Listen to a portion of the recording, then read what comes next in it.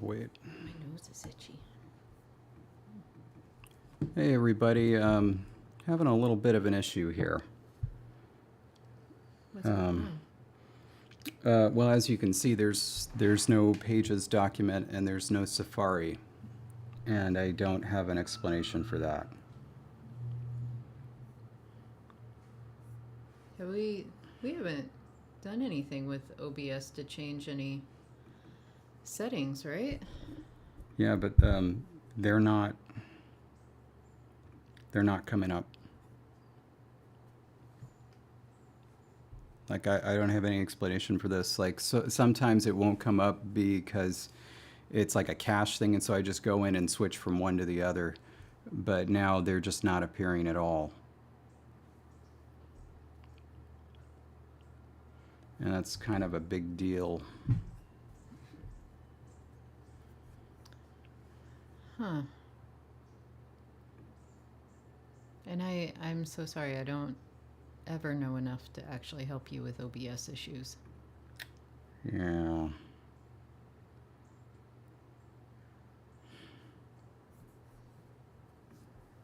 Can you start a new one and, like, not a new OBS but a new view and add Pages?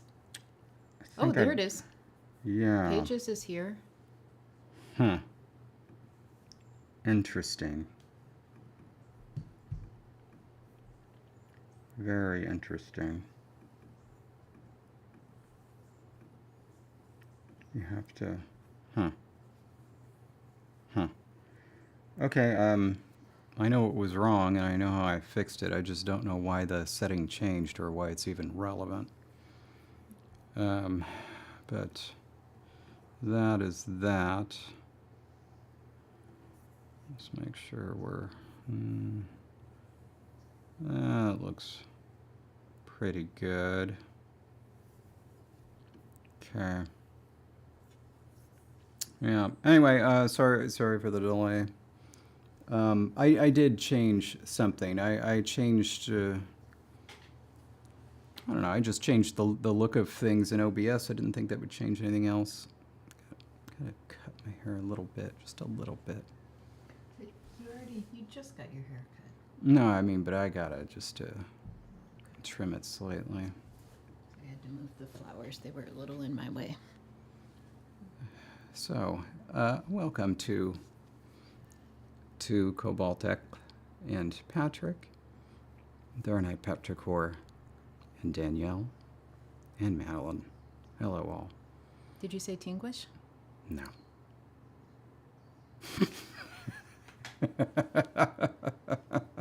David. And there's old Jack Pie.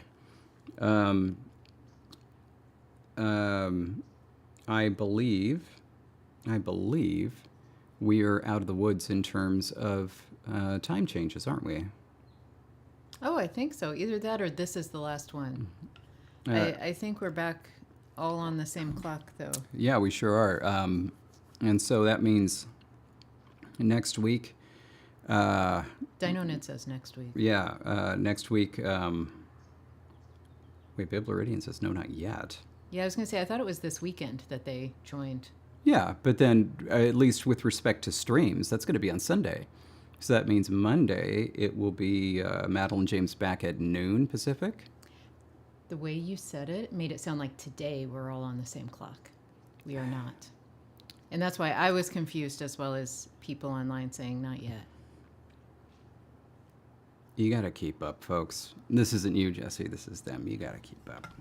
It's about what's relevant, not that the time has changed. The time is going to change this Sunday, which means that the next week of streams are going to be normal. Gosh. I know. Like, anyway. So, next Monday, back to 12 noon Pacific for Madeline James, Bibloridian, and Jake in their weekly pillow fight. And then 1:30 p.m. Pacific, it's going to be on Tuesday. It's going to be the now I'm all thrown off. What's happening Tuesday? Sorry, your mom just Jails. texted Oh, the entire family. Uh-oh. It is the 1966 Garden Grove dress code. There And was a dress code? yeah. What, just for being out on the street? No, school. Oh. School dress code. And anyway, I got a little sidetracked. Some are obviously like, okay, you need to wear shoes at school. Fine. But some are like sweatshirts can only be worn in PE. I think there's a reason that they were called sweatshirts and sweatpants. I'm sure that is where it came from, but that doesn't mean I'm going to only wear it then. And dress regulations are in effect till 1/2 hour after the last class has ended. After that, it's free reign, apparently. But yeah, some of this is like, oh, things haven't changed much, and that's pretty sad. I do like, though, there's rules about what shirts can be untucked from trousers. Is this for real? Clippies? Clippies? There was something called clippies back then? That seems like a very modern thing. I mean, I don't know what they're referring to in 1966 context, but some sort of hair clips. But anyway, sorry, I derailed you. Next week, streaming. There's I stuff don't know. going on. I don't know. I don't know. This raises an eyebrow. This makes me wonder if this is really from 1966 or somebody pretending it is. I don't know. I don't know. I agree, Dino Nid. Like, why would you ever wear a sweatshirt to actually work out? Like, I think it was. you get gross. I know, but I think it was. I think that's why they were created, and I think it was a difference in how exercise was approached at the time. That's my guess, because otherwise, why would you call those things sweatshirts and sweatpants? Like, it doesn't make sense. They should have been called, cozy shirts and cozy pants, or something like that.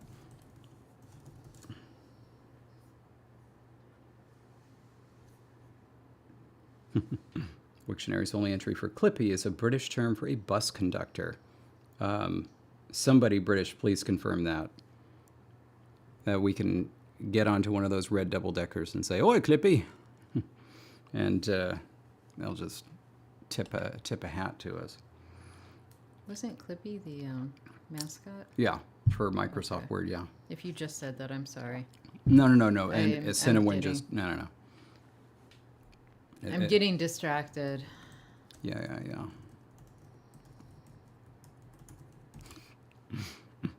That is funny that Clippy is a scant entry with a lowercase c, but with an uppercase c. Clippy is all up in Wiktionary. Oh, okay. All right, sweatshirts began in 1920 with Benjamin Russell Jr., a quarterback for the Alabama Crimson Tide football team. I'm citing Wikipedia here. Mm-hmm. It was a cotton shirt, and it was effectively a jersey-like thing to wear during practice because he was tired of the constant chafing and itching caused by wool football uniforms. Wool. And so they came up with a thick cotton practice jersey that was a modification of a lady's union suit top. And they were the first sweatshirts. And it started the Russell Athletic Company. And in Australia, the sweatshirt is sometimes referred to as a sloppy Joe. There you have it. Goodness gracious me. All right, let's get to the poll, and I'll explain why it was probably not the best thing to do. Wait, Yeah. I thought you were really happy with these options. Yeah, I was. And then it happened. Yeah. You'll see. By the way, there's that place nearby us that I think specializes in sloppy joes. Joe Schmoes. It, No. it's on ball when we pass it on the right when we're going to Orange Sushi Okay. We pass a lot of things. one of these days. I'll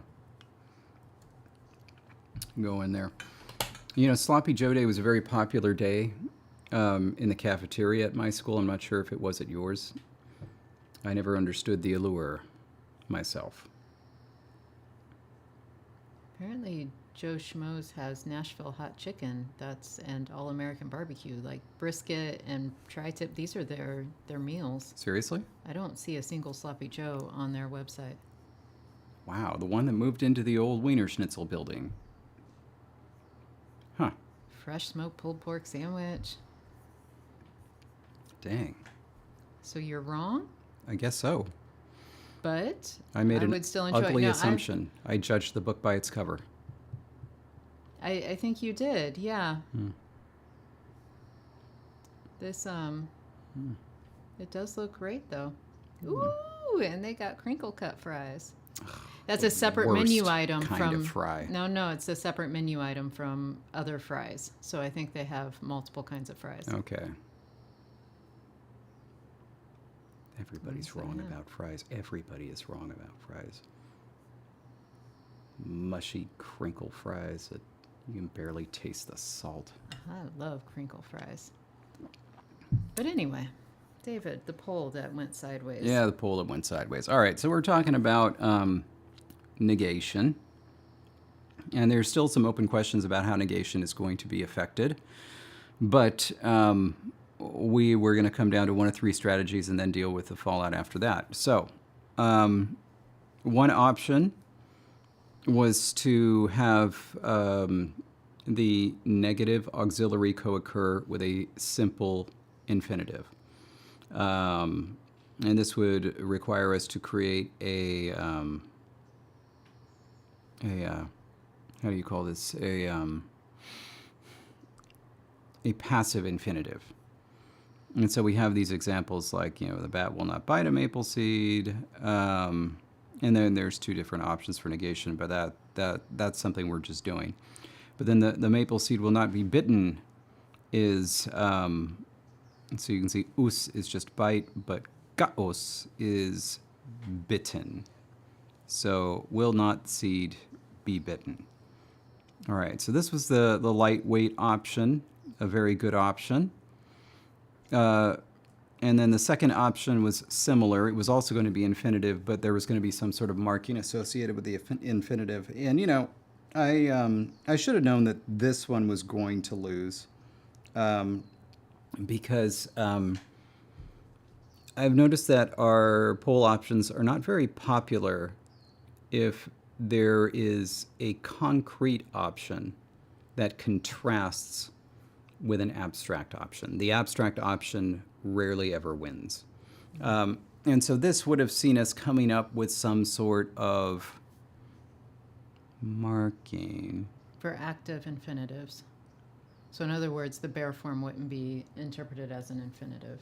You would have to have marking for it to be an infinitive. But the passive one wouldn't have needed the same marking?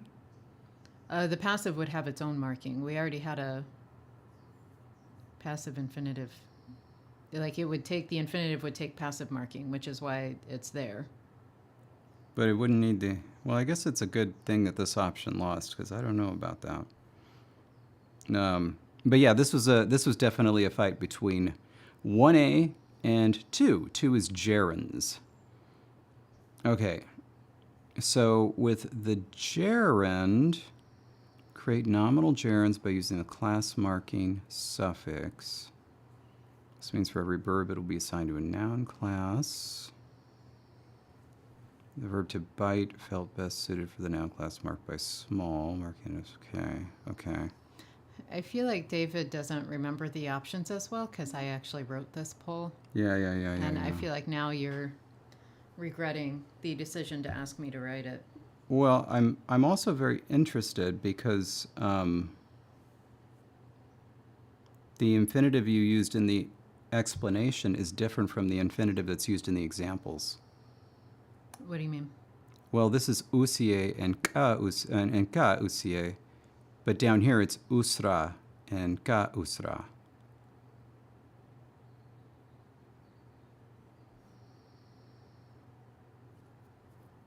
Oh,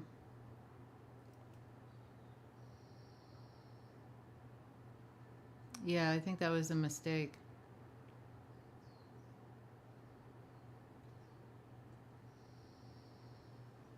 Okay. And it's, unfortunate that you didn't catch that or that you went through and changed them. No, I swear I didn't. I swear I didn't. Did that option win because it was confusing? Oh, yeah, that option won. It was actually a much closer poll during the week. But then towards the end of it, when more votes came in, Jaren's really took it. Okay. Well, we'll figure this out.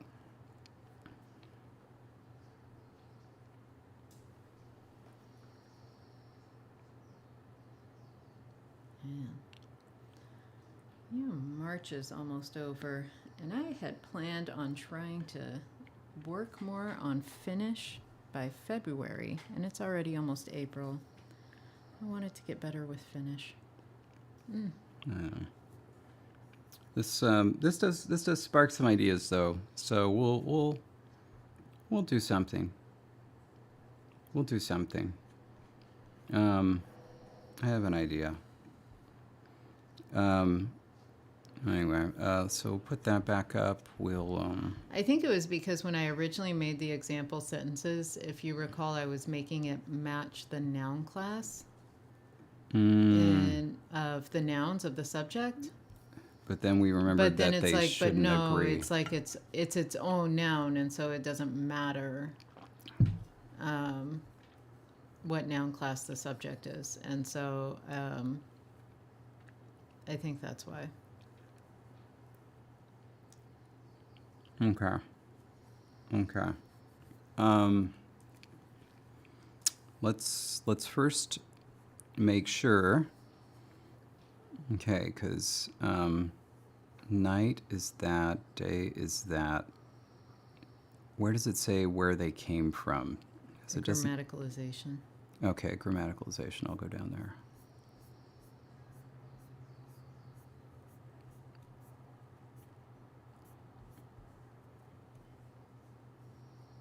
Small is day class, and so EA. Okay, and so that means what you wrote in the description was correct. Yeah. Oh, I could have told you that. Because Ra is the flying class to match the bats. Again, because I did.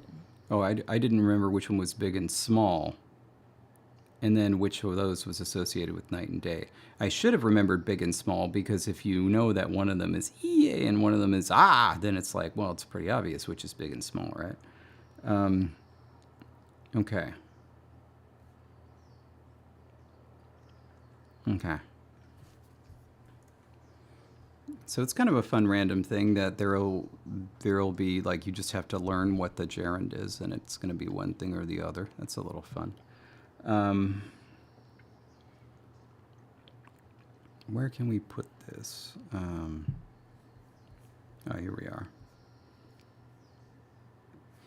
Going to get rid of this.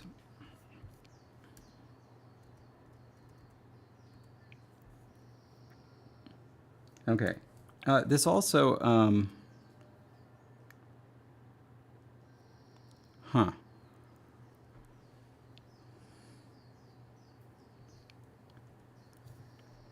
we haven't created any auxiliaries other than the negative auxiliary.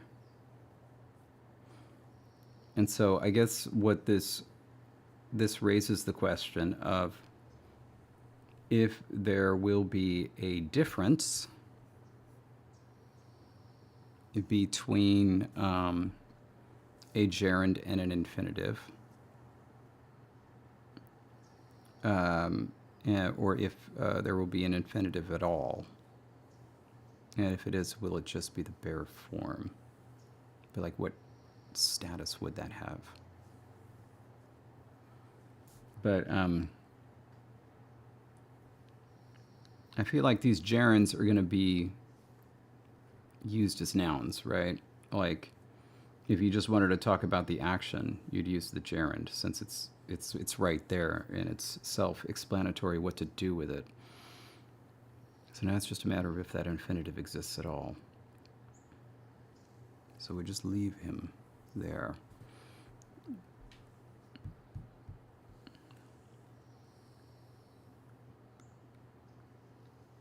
Okay.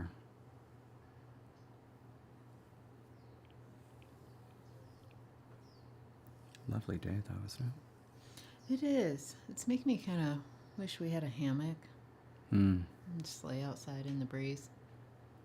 I think there's hammock is kind of like the it's like the smaller version, the lesser version of a boat. Like there comes a point in time in everybody's life where they're like, I think I'm a hammock person. I think I'm going to buy a hammock. And then you never and they use get it. a hammock, it goes out there, use it maybe once or twice, and then it just sits there and it kind of gets dirty. And then the dirtier it gets, it's like, well, I don't want to use that hammock. It's dirty. And yeah, then when the day you finally get rid of the hammock, you've experienced relief. It's like, you know, I feel like if somebody wants to buy a boat, they should buy a hammock first. Less expensive, less real estate. And they can see, you know, it's like, you know, when a child wants a pet and they say, all right, well, why don't you start with like, you know, taking care of this egg or something? It's a little test, you know. See, Hammocks are the boat test. I feel I'd be a hammock person if we had trees under which to be shaded, so that way you're not in direct sunlight. Yeah, it's And kind of then brutal. Secondly, I would be the person who would want the kind of hammock that you would actually take it down and fold it up and bring it in after you're done. Because, yeah, you don't want to leave it out there because next time you go in the hammock, you're joining whatever's fallen out of the trees. Like those chairs we bought. Remember those chairs we bought? And the spiders took over. Yeah. They're the spiders' chairs. They're still out there. Yeah, they're still out there. They're the spiders' chairs now. Honestly, that entire area is just theirs. Mm-hmm. Out there smoking their cigars at all hours of the day. Anyway, I have a crown to fix. I'll be right back. A crown to fix. Yeah. Oh, and the bird. Oh, because I cleaned the floor under him, and so I moved him. Our little bird has a crown, and Very good. yeah, Very proper. when I cleaned the floor, I think I bumped him. Oh, This is going to be a rough I'm day so. stream for me. Is it the weather that's making me want to curl up into a little cat ball and like take a nap, or For me, it's the postimia, but the what? a new word I learned. A hammock inside, honestly, is brilliant. I love the idea of varied levels inside of the home and things like, you know, bars you can climb on and nets and like indoor hammocks. I love this idea. Okay. Up in the office, the area on top of the closet, it's just empty. And I just thought Yes, it I would be know. so cool to put like a big chair up there. And I might have pursued this idea if the top of that closet wasn't completely just bare wood, not even painted.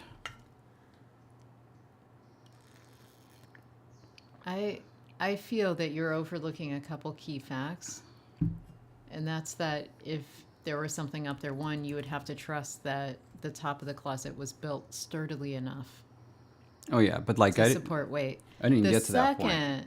The second is that then space would have to be taken up for a ladder to get up there. Wouldn't that be cool?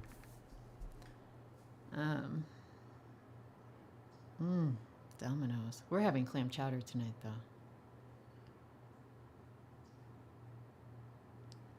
Pizza just suddenly kind of sounded good to me. Miles, if you can go elsewhere for pizza, I recommend it. And if you want to know why, just do a quick Google on the city that the owner of Domino's wanted to create in Florida. Oh. Yeah. The less you know, the better. All right. Oh.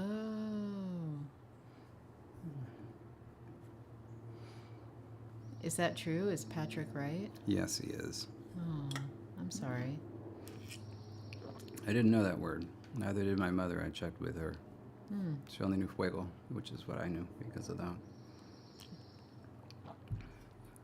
Which is also the word for fire, yes. I don't know about that. Look it up, George. Look it up. All right. All right, indeed.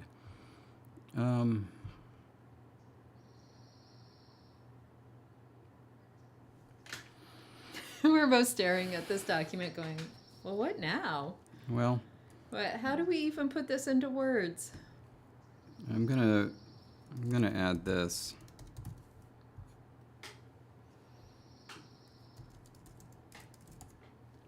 All right. What is this?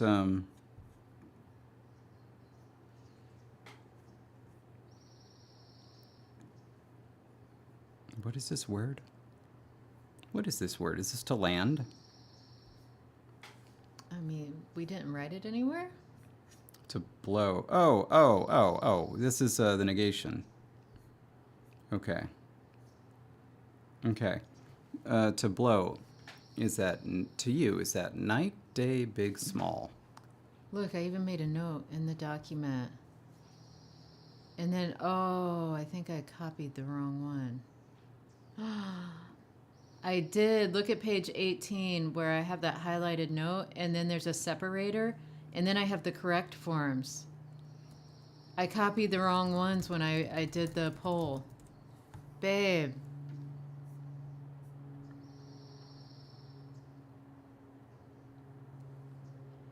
Are you seeing what I'm seeing, or are you? I'm seeing this. Is that what you're talking about? Okay, and then look, I used flying to match bat and maple seed. Then look down here, I redid it and did it correctly.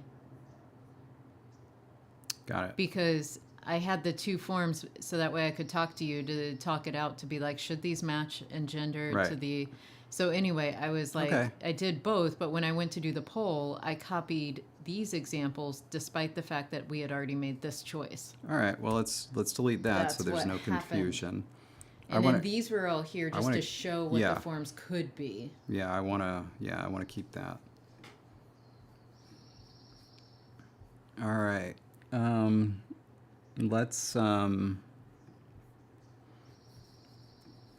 Let's do this.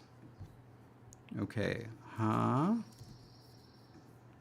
And I don't know what you feel like it should be. And let's see. Huh? What are the forms?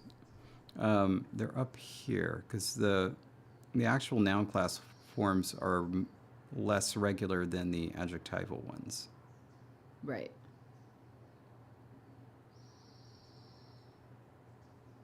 Huh. And so I just put it in Lexergy to figure out. What's the protoform for flying squirrel?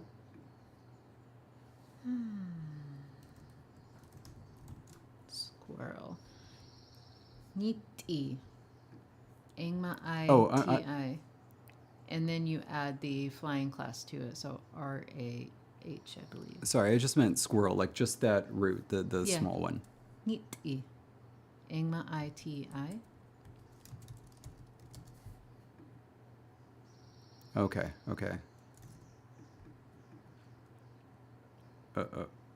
Oh my God. Okay, I don't know. Oh, wow. Okay. Hold on. Let's go down here. Maybe the fact that it ends in an H matters. Oh my God. Am I supposed to put a space? I'm supposed to put a space. Okay.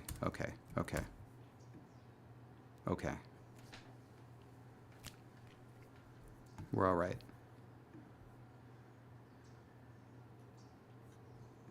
Okay.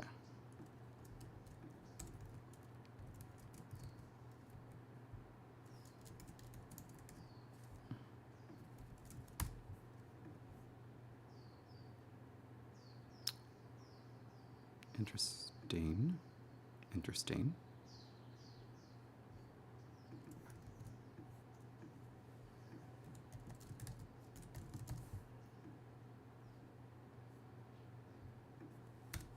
What are we doing? It's on screen, yeah? Yeah, it's on screen. Yeah, but I We're looking at potential. For the gerund of this negator, we're looking at hara, hula, hahie. No, hahie, short, hahie, or hahie.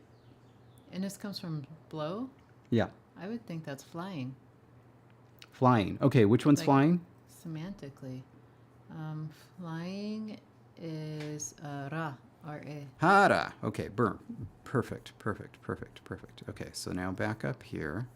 Because I asked you straight up. I said, which one of the classes do you think it should belong to? But you never responded, so then I came up. Was I off in Mm-hmm. some other space? Mm-hmm. Mm-hmm. Boy, I'm a great partner today. You're always a great partner. What's the ordering for passive and gerund? Let's In the example, is that what you're asking about?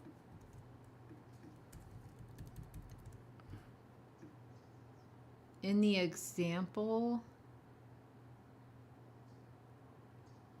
because we got a tone difference depending on if one goes first versus the other. oh, I did. Ka usie. Falling tone. Ka usie. No. That's That's a passive gerund. all right. So then I'll just figure out what ordering gives us that one.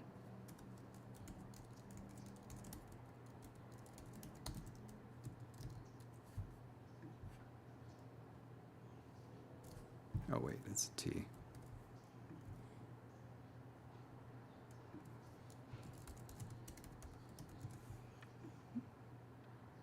When you say ordered, do you mean like whether they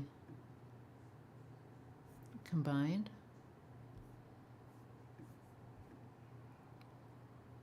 Yes. Oh boy.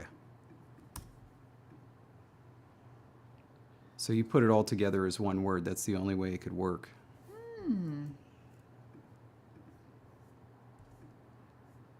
Well, that may have been a mistake. All right. Well, let's figure out what the correct thing to do is, and let's write it down so that we do that from now on. I'm gonna be needing. Well, let's do Kopiko. No. I'm gonna be needing hard candy for the entire stream. Hey, since you're up and moving around, do you want to get my hardcore Kopiko out for me? Sure. Be doing the big guns today. I feel that because our nouns need a space for the forms to work in Lexergy, the verb should definitely have a space as well. Like, there's no way that the verb form should come together first. Thank you. Over the noun forms. Like, these are the noun class markers. And so there should be a space. Now, the passive could come together with the verb first, so that could be written as one unit in Lexergy, but there's got to be a space between the noun class marker and the verb. Like, that's how we did it with nouns. Okay. And so the Okay. forms I gave then are going to be incorrect at least a little bit. Yeah. But, you know, the spirit of it is what won, not the form. Okay. So then our two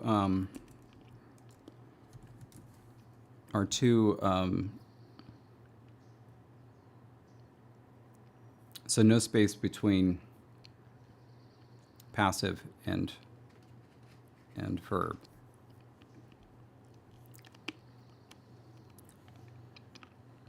I think we might have a Lexergy-induced paradox here.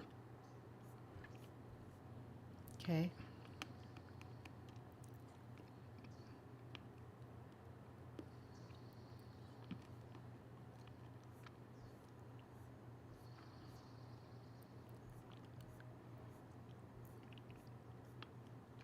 Oh, I'm scrolling on the document and we have Lexergy up.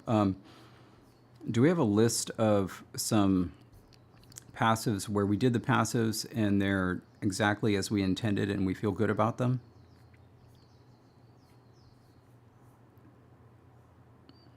You mean like the forms that are in black on this chart?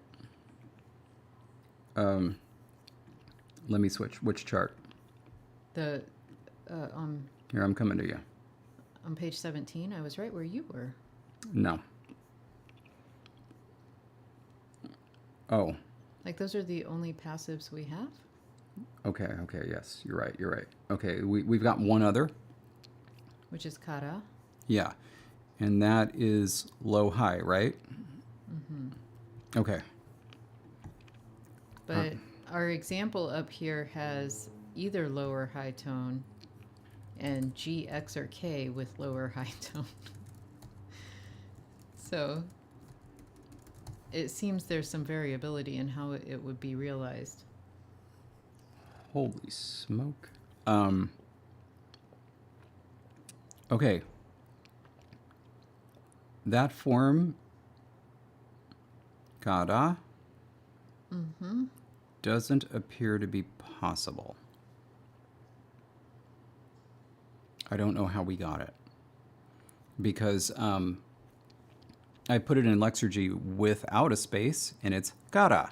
I put it in Lexergy, that was with a space. Without a space, it's kara.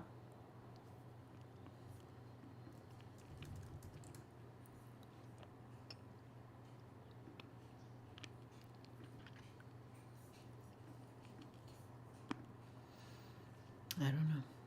I don't either. Like, Did we take the glottal stop off? let's see what happens if you take the glottal stop off.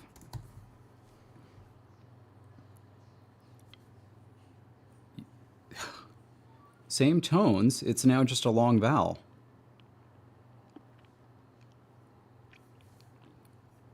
I am completely dumbfounded.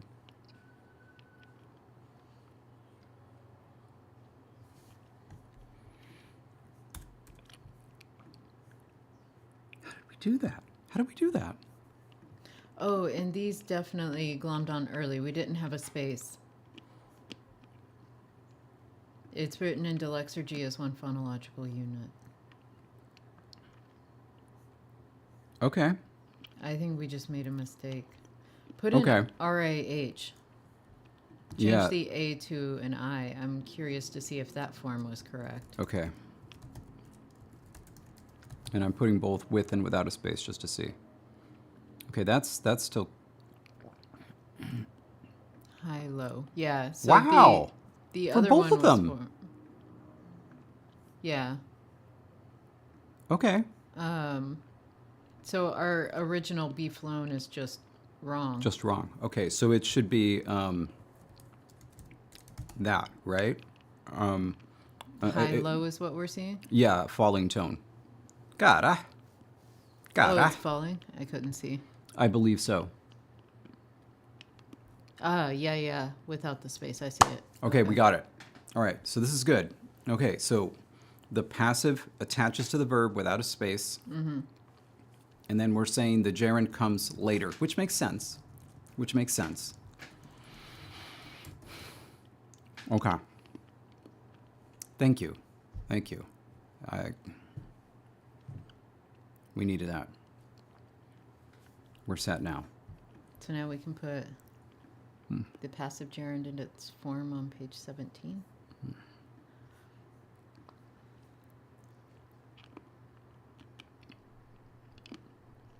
Yeah, Miles has said Paul Abdul and Randy Jackson are with us today. I don't know if that was something about us and the way we were interacting, and I don't know, or Is it? That's if not the Miles song. is like watching That's not the a song. TV show. That's not the song "Opposites Attract," is it? Wait, who is Randy Jackson? Randy Jackson was a judge on American Idol with Oh. Paula Abdul Oh, I get it. and Simon Cowell. So who did that one song? You know, "Opposites Attract." I'm Paula Abdul, but I don't know who was with her. Let's see. Because it was.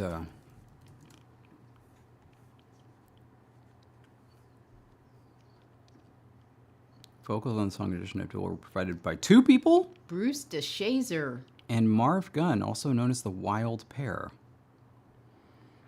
And yeah, I had this cat on it. There's a music video where Paula Abdul is dancing with a cat in a cartoon world. This is a really popular time for that. Of course, there was the seminal Who Framed Roger Rabbit, followed up by the very controversial Cool World. I believe the cat you're referring to is MC Scat Cat. Ooh, that's a name. Wow.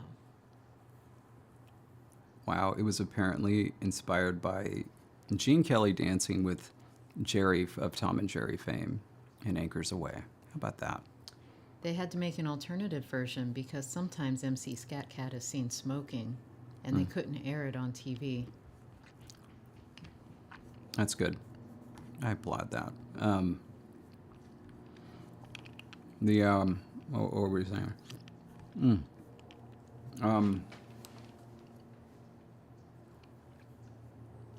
I learned recently that Tom and Jerry were renamed to Tom and Jerry.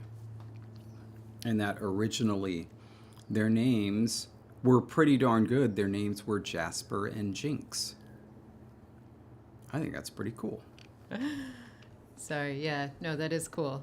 Miles said it's because you said straight up, which always gets Miles thinking about Paula Abdul. And then I was being a little bit like, it's a no for me, dog. Nice.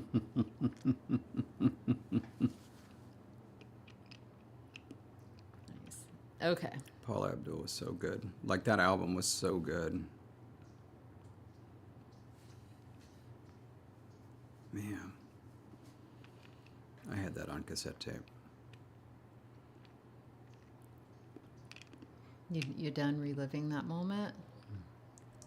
I mean, there was Rush, there was Forever Your Girl, Opposites Attract, Straight Up, of course. You say that, but then why did you ask who sang the song? Huh? You just meant the male? Yeah. Okay.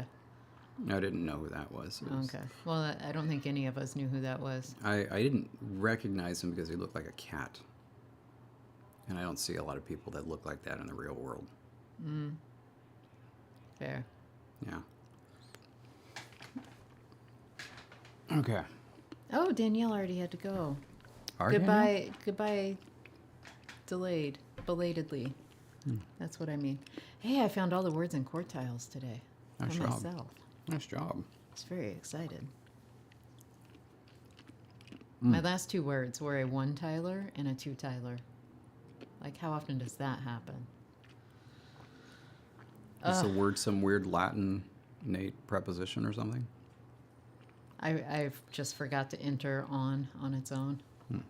And then the last one was just so silly. Yeah. I won't say anymore, just in case people do quartiles. I don't want to ruin it for them. Okay.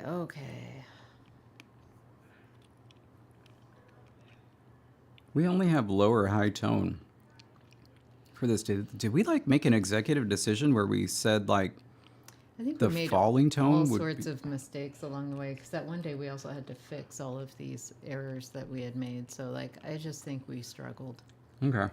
to be honest. So this we're gonna maybe one of these days it'll be a low tone, but we're gonna put that.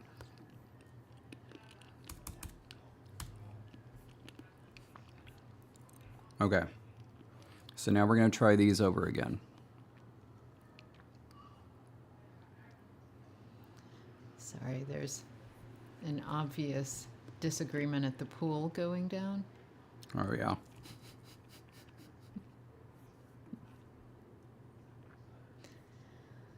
Someone's just been banned from watching Disney for the rest of the day. Hmm. Hmm. Hmm. Hmm. Hmm. Hmm. God. Okay. Can't imagine a childhood where I'm at the pool and then banned from watching one channel, one streaming thing, despite the fact that they probably have many more. Oh, the things these kids have. It's like last night talking to somebody who just went after school to the skating rink every day, and it's like that was an option. The things you city folk didn't know you had. All Jesse had to look forward to was an evening of pumpkin chunking. Hey, listen, you need a good pumpkin chunker. You got to go to them rural areas. Okay. What is the source of the perspective? The perspective, my dear husband, comes from to flap, nga. Igma, a glottal stop. Nga. Hopefully it's a low tone, high tone when you put it in. Yeah. Am I on Lexergy right now? No, I'm not? no, you're on pages. Okay. I kind of want both. It's rough. But yeah, you can see you get the form that we get if you put it all as one word. If you put a little space in between them, you get Nagaha. But we would shorten that final because that's what we did, right? No, that's the root. Oh, that's the root. That's the root. I'm sorry. Yeah.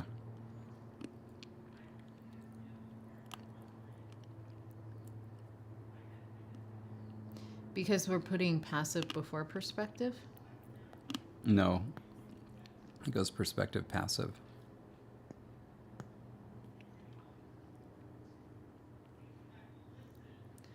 I'm talking about the order in which they attach. You're saying passive is older than perspective. It's closer to the root. That seems to be what this is implying. Our chart. Yeah. And again, sorry, looking at this is. Do I want to try doing a crazy split screen? No, I shouldn't do that. I shouldn't do that. I should set that up ahead of time. That is the very last sentence I ever imagined to be attributed to Biblaridian. Please make sure that this ends up as a quote on his Wikipedia page and is repeated at his funeral. Biblaridian saying, "I'd love to go to a pumpkin chunkin'." Gonna go ahead and screenshot that. Make sure that we get it screenshotted. We used to chunk our pumpkins out into the woods after Halloween. Wow. Because you know that you carve them and you can only keep them for so long. And you see, now this is much more what I expect from Biblaridian. I used to build trebuchets in my spare time. That's what I expect from Biblaridian. I also expect him to pronounce them trebuchets. Never got the chance to chuck a pumpkin with one. The first nothing was in Delaware. Stop pretending, Patrick. Delaware. Okay.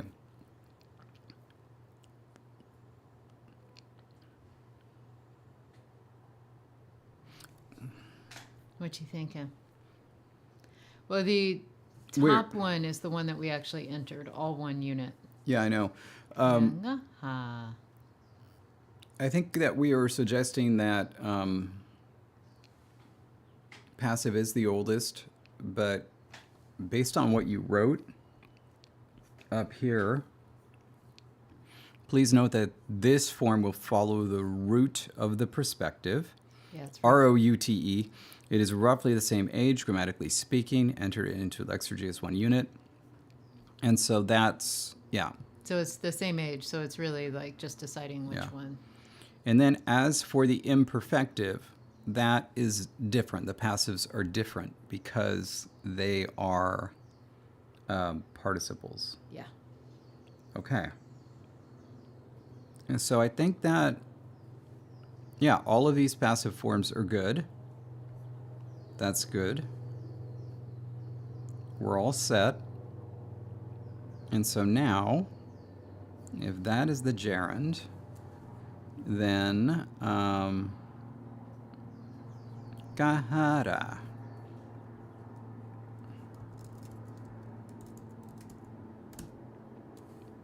That is the passive gerund. Yay, can we celebrate? Oh, yes. Oh, that was just for you to enjoy. You're going to have that as your Kopiko? Oh no, I'll have a regular Kopiko, then have this. I'll Yeah. enjoy that. There you Ooh, go. I get 2 Kopiko today. There is a starman waiting in the sky. He'd like to come and meet us, but he thinks he'd blow our minds. Cheers, partner. Dink. Cheers.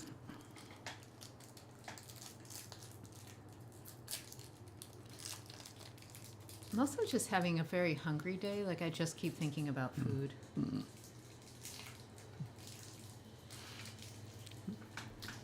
Kopiko, endorsed by Jonathan of Baltimore.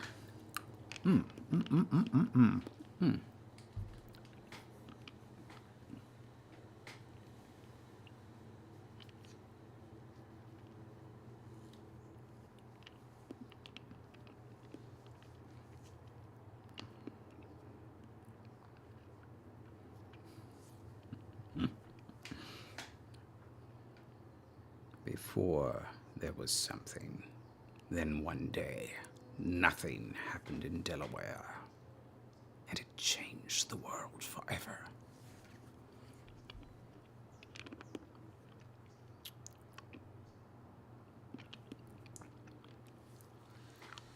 Okay, we need to. All right, so now we need to write up negation. Everybody hear that? Someone's cutting wood. Is that what that is? I thought it was a sander. Did you hear the wood drop? I actually didn't. Good ears.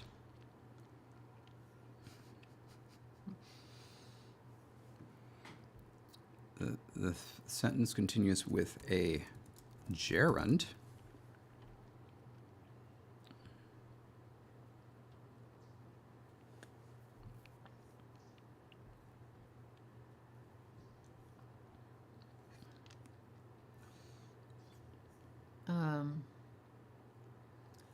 The red, you had said you liked my analysis that we should keep the marker.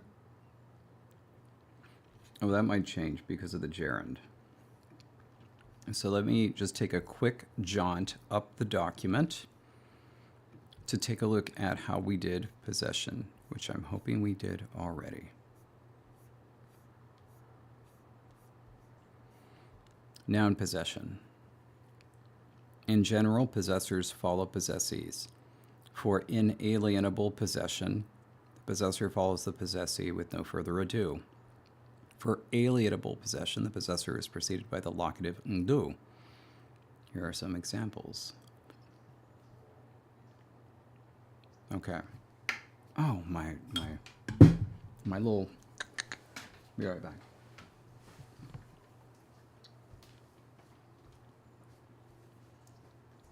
And I don't know where his brain is going for sure, so I'm just going to wait for him to get back.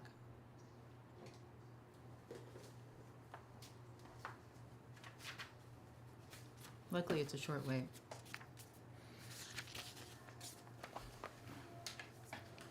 I actually would love it if you would keep narrating. David sat down. He's got his notebook open. He just uncapped his pen. His hair has been beflipped, and he is enjoying himself more than any person should.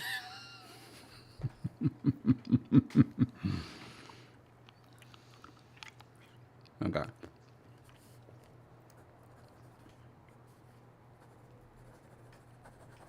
Okay, inalienable possession.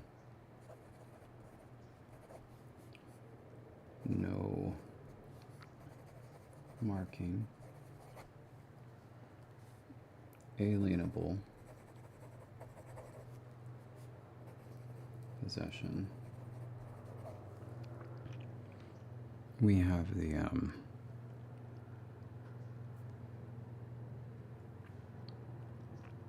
what is that? Locative and specifically locative suffixal clitic. Okay. Did you remember to turn the fan on upstairs? I sure did. Oh, thank you. Did you remember to tell the helicopter not to circle overhead during our stream? I did. They told me I'm not in charge of them, and they hung up on me. Dang. All right. I don't know what to do. At least today, the other day, we had jets going over, Mm-hmm. and they were the kind that like shake the whole house. And so at least we don't have those right now. Knock on wood. By the way, is that our Kobe or is that a different Kobe? Our Kobe now. Kobe boy.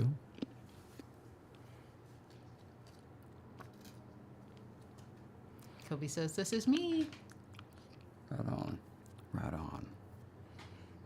Okay.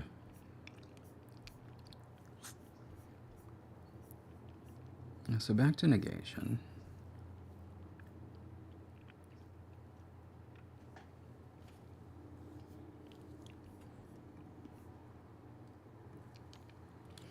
So we have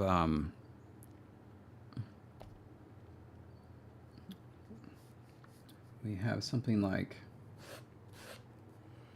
blows the bat biting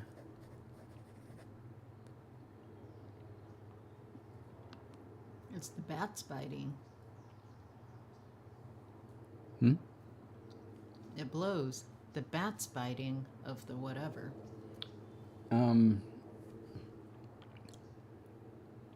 That's one way of interpreting it. The way that we had intended that the syntax supports. By the way, are we a little loud? Are we a little loud? Let me know if we're a little loud. You can always fiddle with that thing. Is that the bat blows biting. So the bat blows the biting of something. Like of the acorn. So it's the acorns biting. Yes. And the possessor follows the possessee, right? Woo.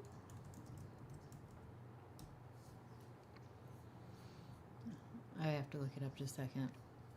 Possessors follow possessees. Okay. So noses of the squirrels. Nose squirrel.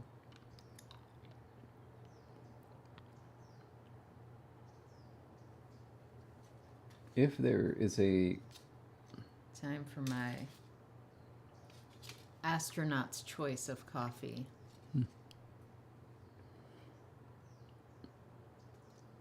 So It this is astronaut approved. So this could make things rather long, but it feels like this should be alienable possession because it's not the acorn that's doing the biting. Oh, Kobe, you're in for a treat. So when we went to LA Comic Con, there was a Copico van there where they were passing out samples of Ice cream. high-powered, major sugar-free Copico. And that does not taste like a Copico candy, let me tell you. It is, it's Highly like concentrated. it's like taking a shot of espresso and just sucking it as a hard candy.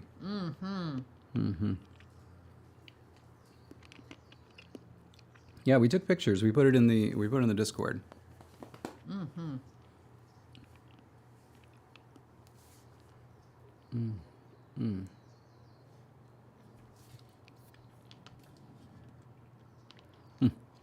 Is George not a coffee person? George from Charcoal Country? Sorry, Coal Country. Charcoal is different.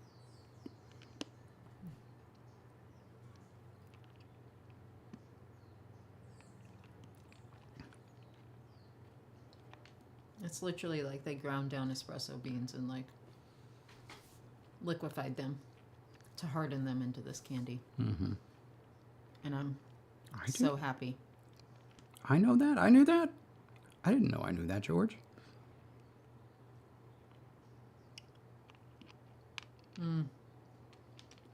Kobe, then no, you would not like this. Which is why David doesn't like this, because he likes coffee flavoring. He doesn't like being hit in the face with coffee. I mean, enjoyed being smacked in the face with coffee. I didn't mind it, but it's like with regular Copico around, you know.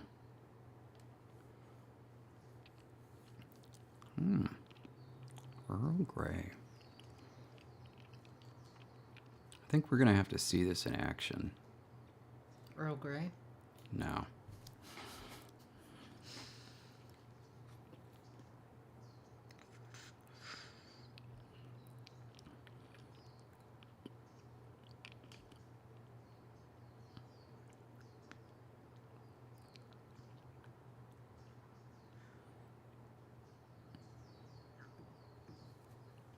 Yeah, I think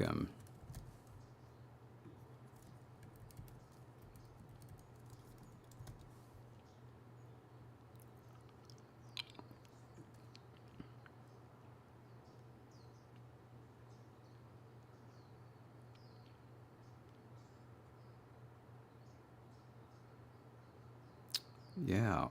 Okay.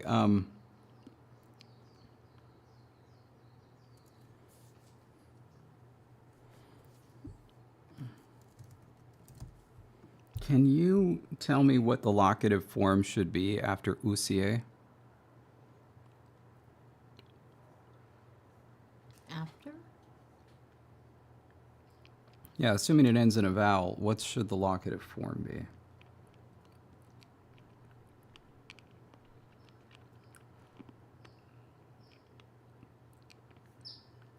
Oh, the poppin' locative, that's good.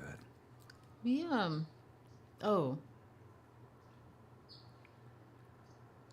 Well, do after a vowel ending word. Okay. Yeah. And then if it goes before a vowel, it's also got the N. So do, consonant, dun, vowel. Okay.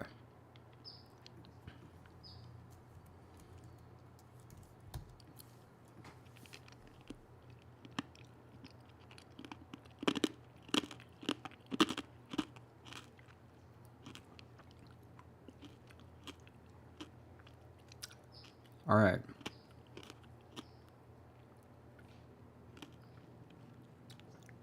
We need an ablative.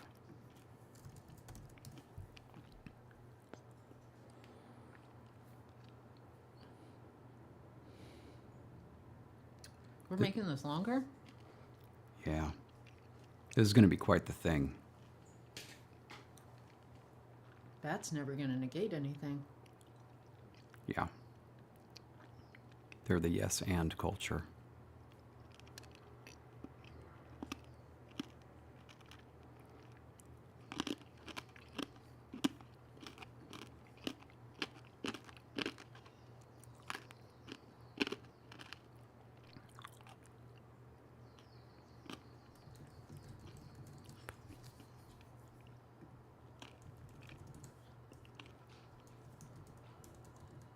Okay.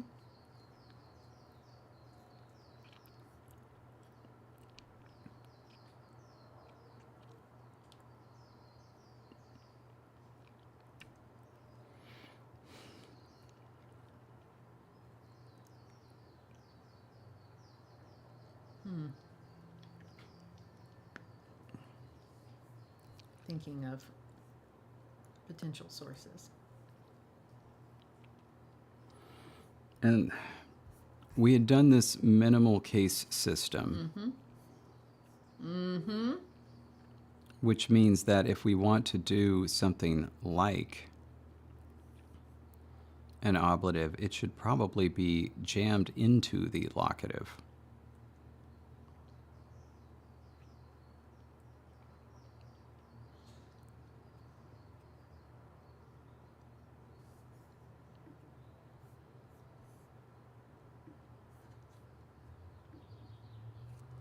Or jammed into the lative.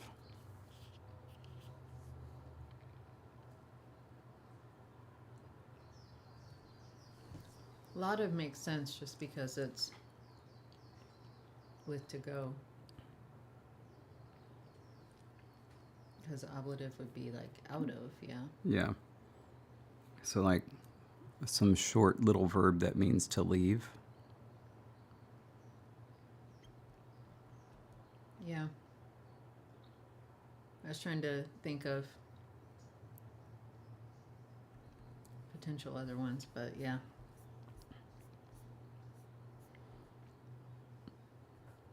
Eesh. Okay.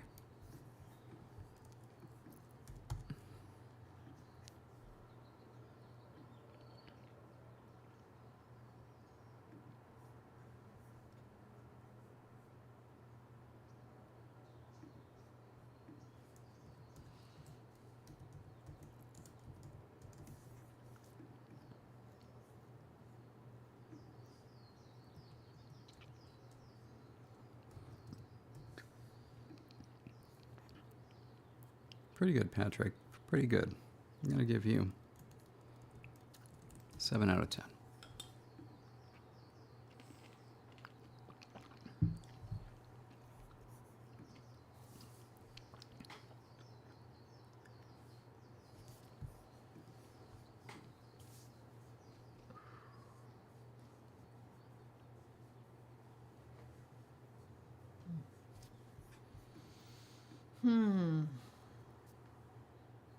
What's up? I was just saying bye to George. Oh.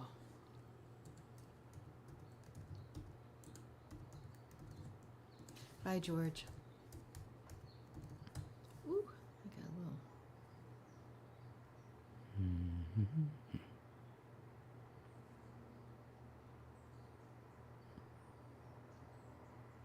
Did you ever suddenly feel like a little pin is in your foot? Where? Like it just feels like you're getting a little stabby? Yeah, but the foot is a big place. Where in the foot? The sole, Yes. right in the bottom. Yeah, I've had that happen before. I'm having it right now. That's a bummer.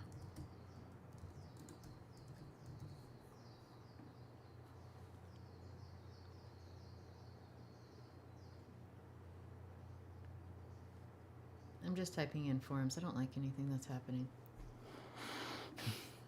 All right, so let me provide a summary of where we were at. So this lative form, right, it's going to show up as either E or as an H in front of something else.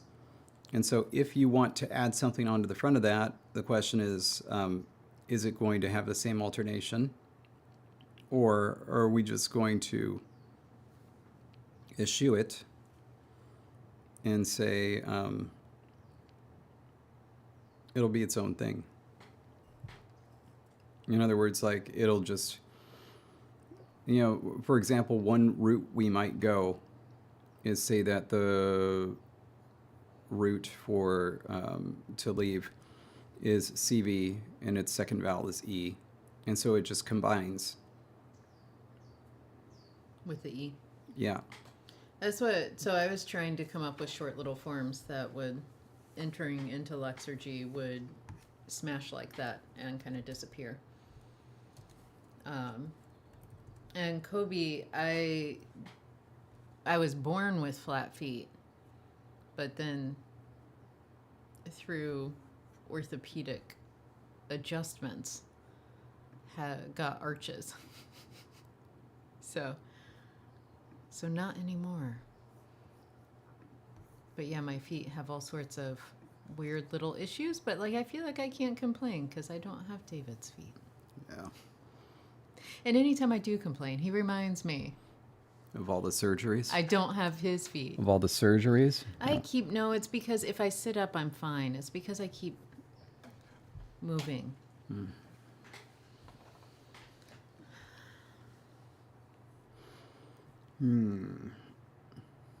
Patrick is asking what's wrong with your feet. Tervetuloa languageista. Gosh, how would you say that with a Finnish accent? Kobe, I was Languages. between the ages of 1 and 4 when these adjustments were made. It was over several years, and I was super young. I do not know if adults can do such things. I don't know. Languageista. Maybe with a kind of like a V. Languageista. Maybe. Languageista.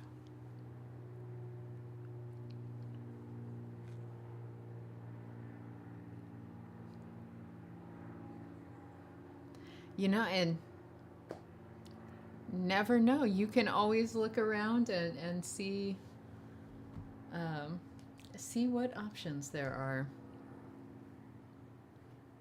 Well, true, but it's just a matter. But I mean, lots of Finnish folks speak English and have mastered it to varying degrees. So that's something else you have to factor in. We watched the episode of The Reluctant Traveler last night with Eugene Levy, where he goes to Finland, and for whatever reason, he couldn't master saying the word sisu. Mm-hmm. That's all you have to say, sisu. And he kept saying this sisu. Mm-hmm. He kept calling it a sisu. Yeah. And I'm like, what? Why? It's like you're trying to mispronounce it. You know? It kind of felt that way after a while. This sort of look at me, I'm so funny. But the problem is, I don't think people without a certain inclination for hearing that kind of humor would ever think that. They would just think, oh, sisu is how you say it in English. Mm-hmm. And now I bet people who watch that are walking away saying, oh, those Finnish people have sisu. Yeah, I probably think it's spelled S-I-S-S-U. Yeah. Or S-I-S-S-O-O or Mm-hmm. U-E. I mean, so many things. Yeah. That's right, Kobe. You just give your feet other problems. But yeah, good way to tell is if you hear a Finnish person pronounce Finnish, because they say something like Finnish or Finnish with a kind of a longer protruded S, or something slightly in between. I'll tell you just how good they are. Mm-hmm. Yeah, right, Yeah. Miles? Sisu. So random. Oh. Okay. Yeah.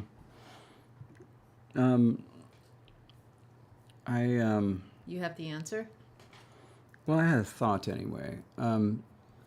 If you kind of put them next to each other like that, you get EA, the EA form. And so it could be C-I-E, and then maybe with an H if we want to throw in the H in between before a vowel. What was the original form you put in to get the C? Oh, no, the C is in consonant. Oh! I put in N. Yeah.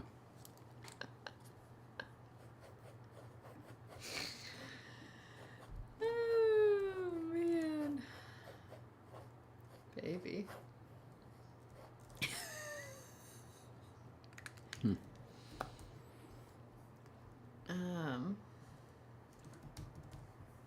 Where's some?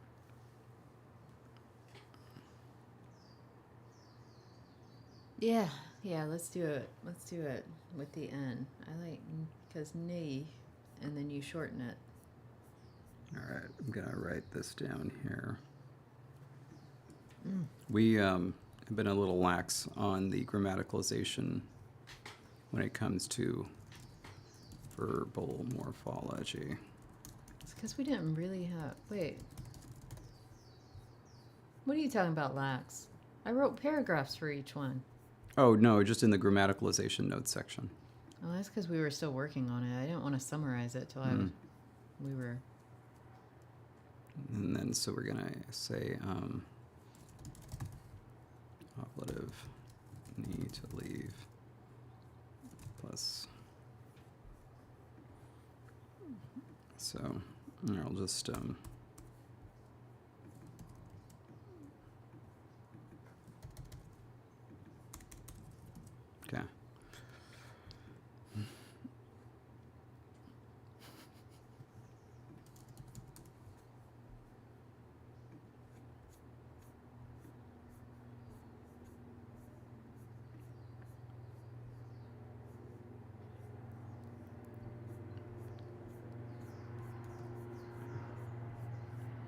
I'm gonna go up. Boy, that's a loud one.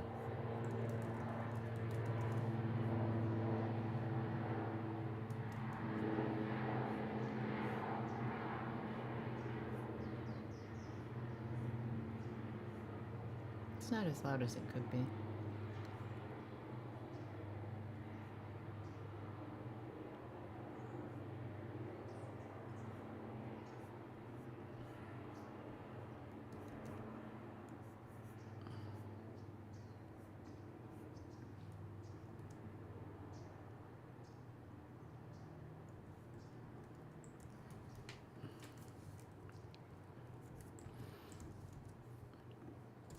Additional prepositions exist, and these are compounded with the primary two prepositions e and do. Yeah.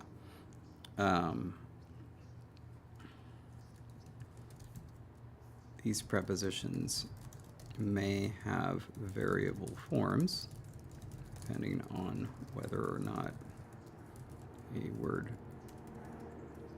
following it begins with a consonant or vowel, but they crucially do not combine with the singulative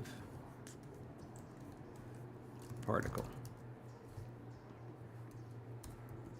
which is something I just made up. Yay! Examples are shown below.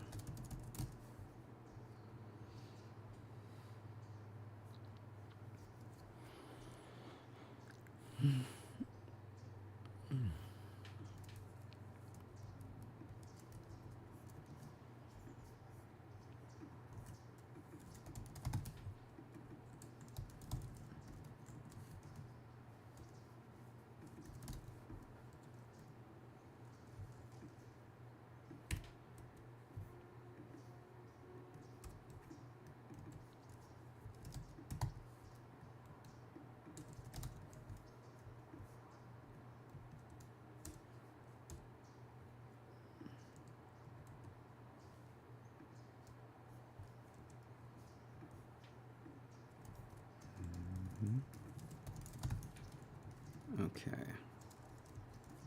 Nie. After a syllable with a high tone, not relevant.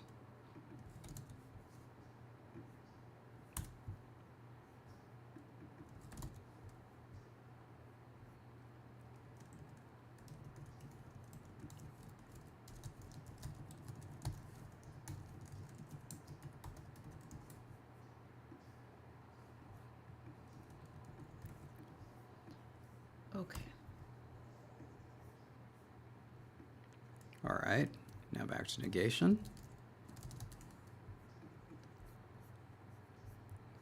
And that example is going to be nie.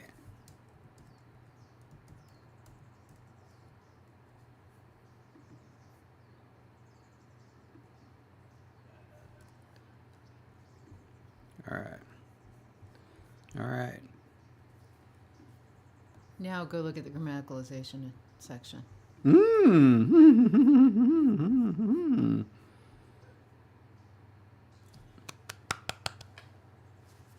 Thank you.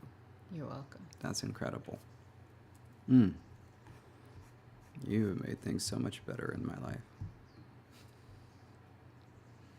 I think I got a little buzz off that extra caffeine. Hmm? Ooh.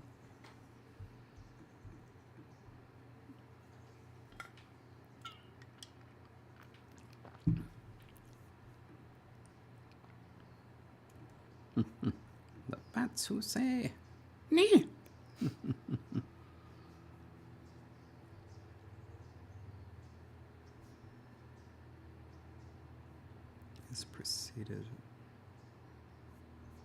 by, yeah.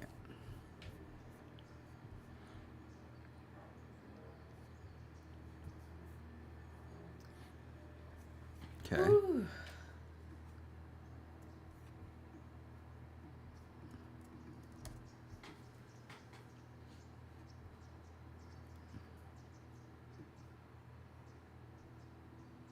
Okay.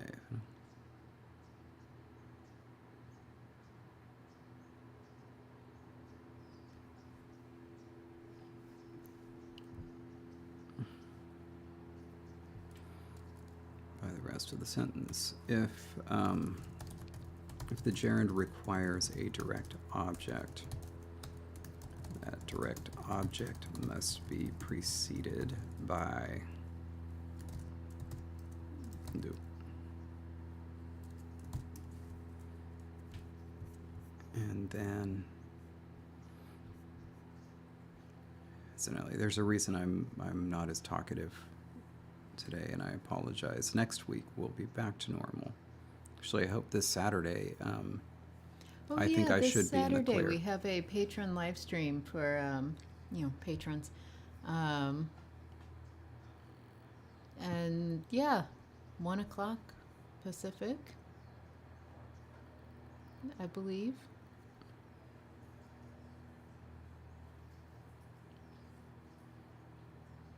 Okay, and yeah, That reminds me of something else too. we still don't really know about this infinitive. We still don't know about that infinitive, but I do want to include those example sentences so that we know what we're doing.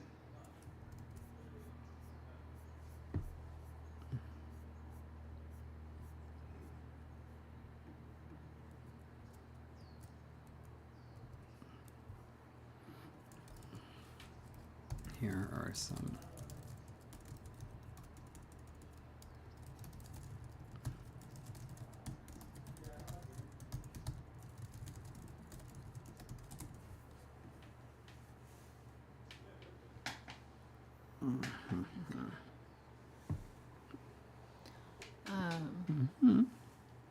I'm so sorry. Like,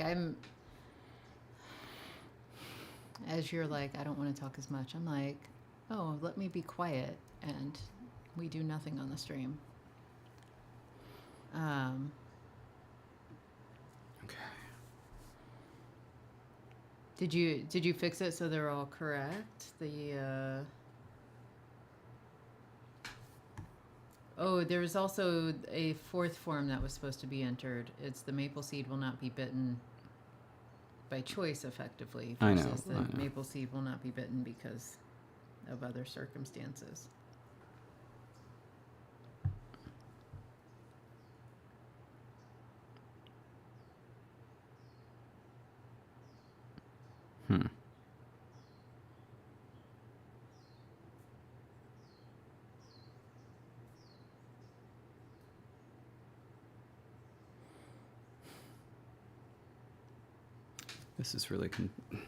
This is really interesting, but slightly confusing.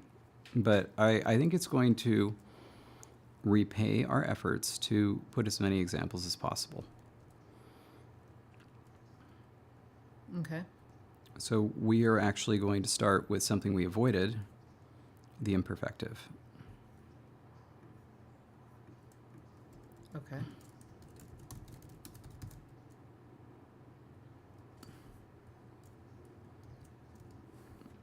Let's do a little bullet. Should have taken Advil. Do you want it now? I think so. You think so? Mm-hmm. Okay.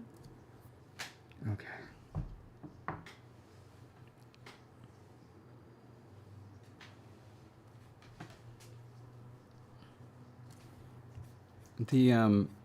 The participle embedded in the imperfective, that agrees with the subject, right? Yes. Yes.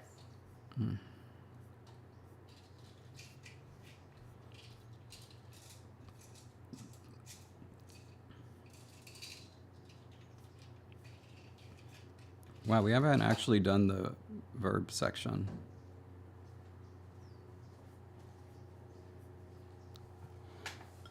Thank you.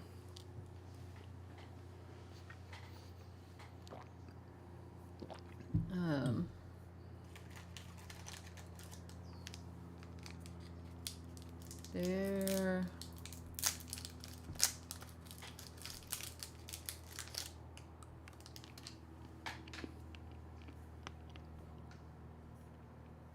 Just a second, I swear. By the moon and the stars in the sky.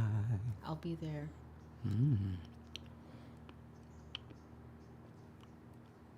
Yeah, I mean, it has to be. That has to be what's being modified.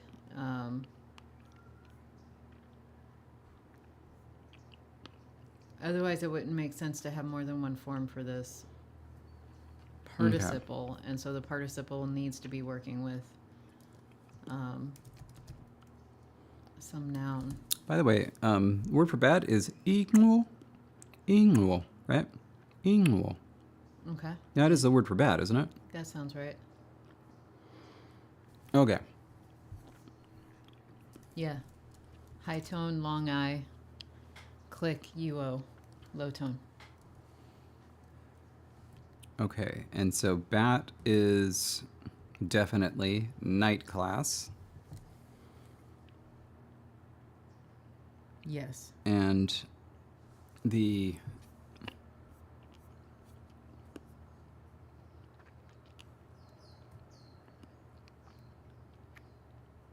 night class form is ah or ra. And so it should just be that. Ib. Us. Ah.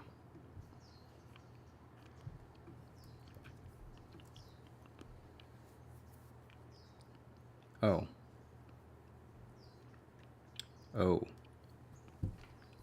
All right, we're going to need... Oh no. I was looking up at the verb. I need to join you. What? There's a our own there's a noun? reason we didn't... Or rather, I'm guessing there's a reason you used the perspective. Yes, because Because the You- imperfective is hard.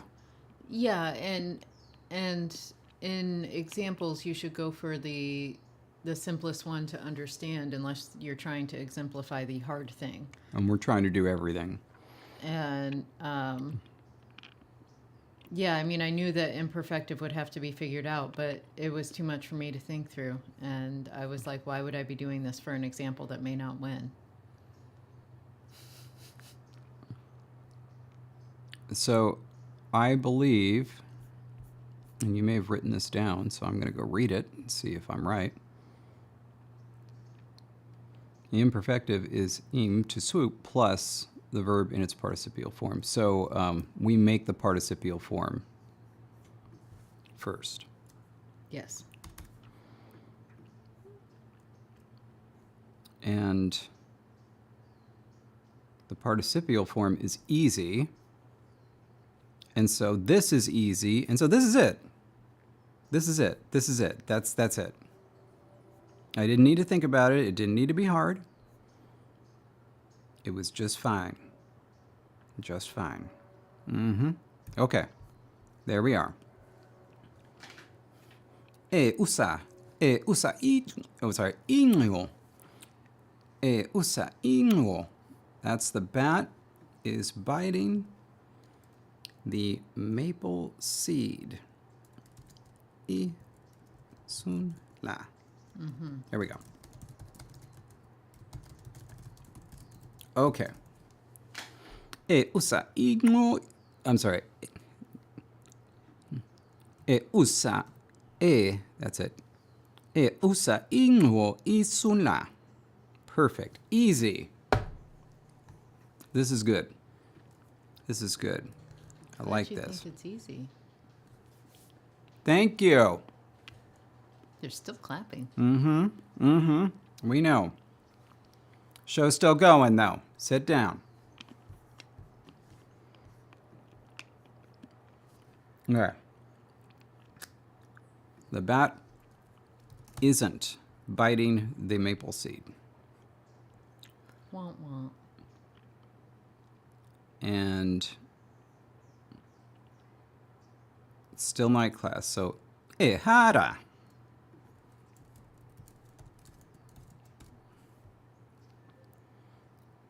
Ehara. I. Right. Not quite. I was just reading what was there. That's all. And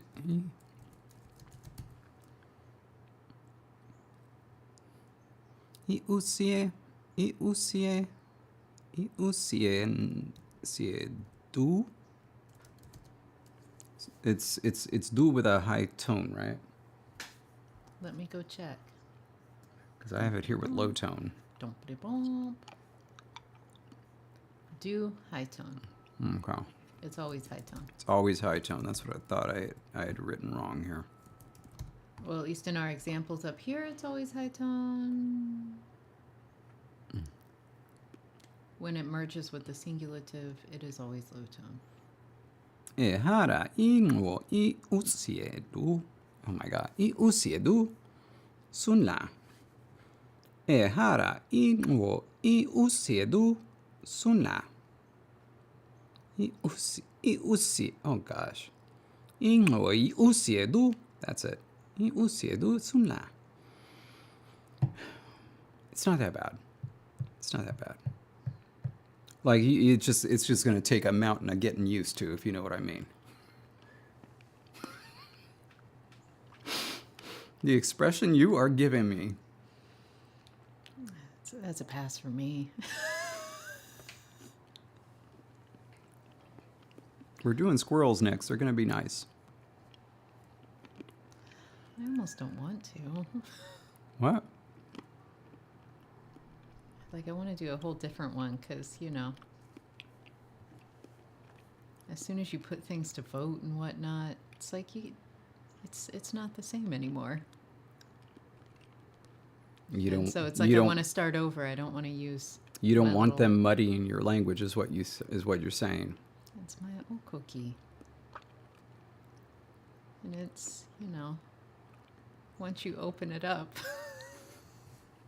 it's not the system you thought it was.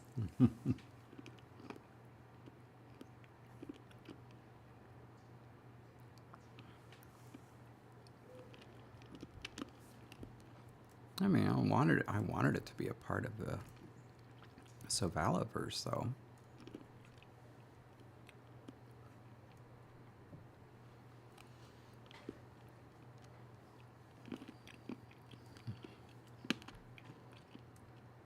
Yeah, the first one is the bat isn't biting the maple seed by choice, right? Yeah. Because this next one you're doing is. How do you think? How do you think we should? Well,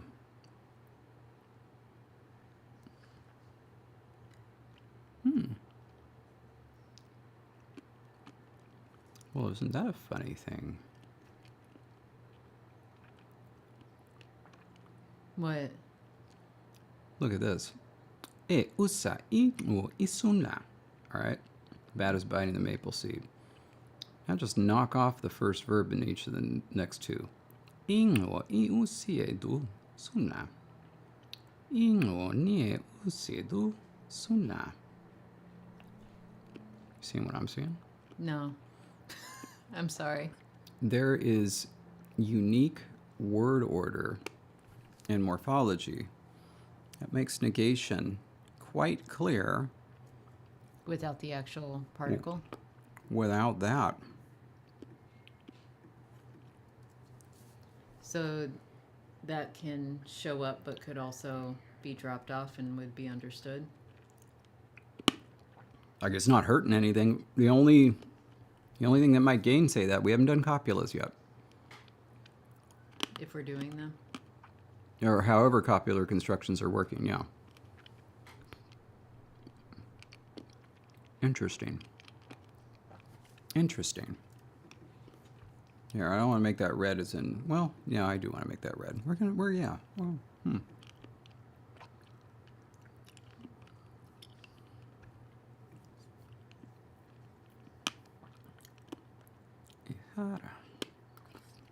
Ihara. Love that.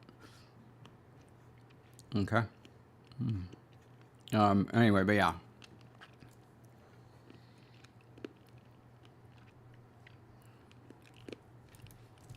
I'll just put by choice here. And then by fate.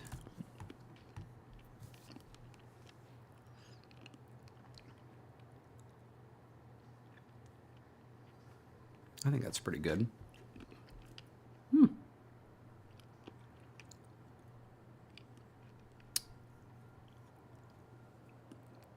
It's carrying the tense. The syntax. The auxiliary. So you have to have it. It couldn't just be completely gotten rid of. Like you couldn't just say, well, you don't need that. Because you need it for the tense. But in a situation where tense is understood, Then absolutely. then those can be dropped. All right.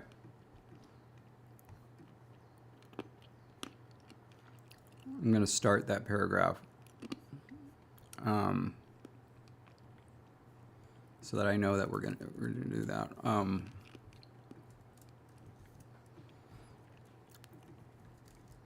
Where tense is understood, the initial negative auxiliary may be dropped entirely, leaving a shorter negation phrase shown below.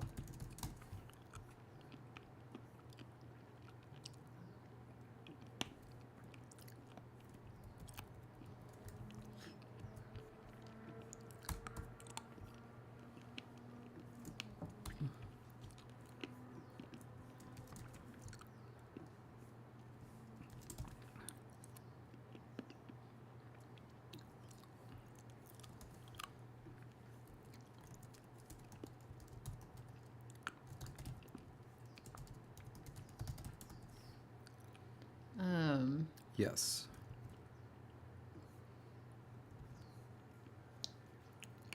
I guess I'm curious to see how the other forms come together, but like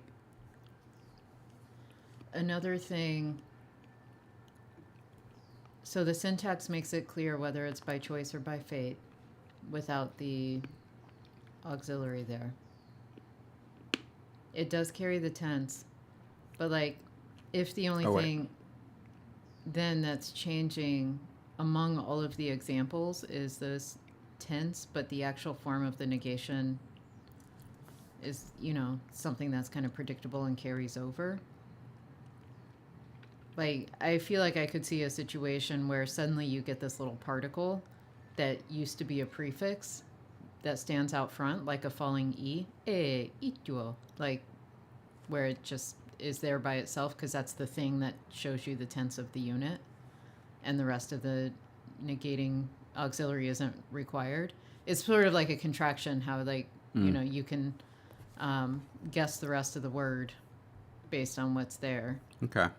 Let's put this back in red then, and let's put this back in red because I think that's a viable second option. Why don't you do that? Well, I'm saying though it could work in conjunction with this, where like you need to signal tense because maybe it's changed, but like it's still informal and you still don't need to like say the whole form like you're, addressing an audience. And so you're just chatting with your friends and you're like, hey, and that's like the marker of negative imperfective. And then you follow the syntax from there on out.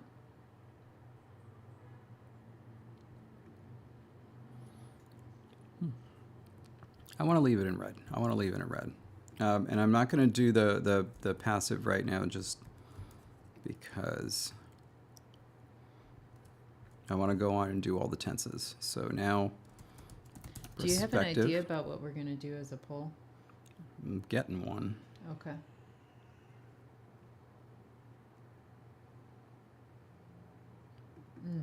I'm walking a fine line with some flowers that someone gave me. They're very pretty, but like there's always this moment where you have fresh flowers that are in a vase, and like you have to decide Are they turning? Because you want to catch them and throw them away before they actually turn, because they start dropping pollen, and they're, on our table, which has a tablecloth, which means I would have to wash the whole tablecloth if they start dropping. But like, you don't want to throw them away too early because they're beautiful. But like, I'm starting to see evidence on the inside of the flower that they're like, we've almost had it. Hmm. They're so beautiful.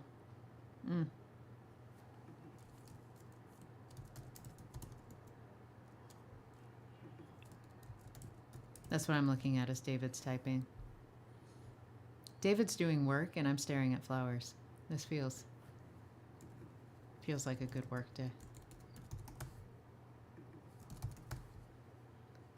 And now David has figured out the bat won't bite, the David won't bite the maple seed. I hope not unless it's been somehow made a little safer. I don't think you can just go about collecting and eating maple seeds without... What the heck is a maple seed anyway? What's it look like? Oh, when you're collecting them in Stardew Valley, they're the ones with like the little helicopter propeller.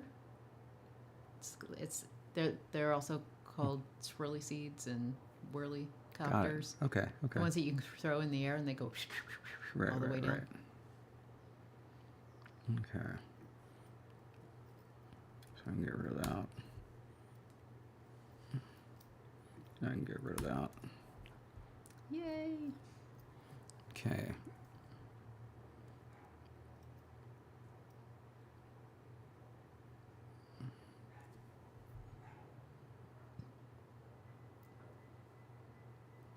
Okay, now.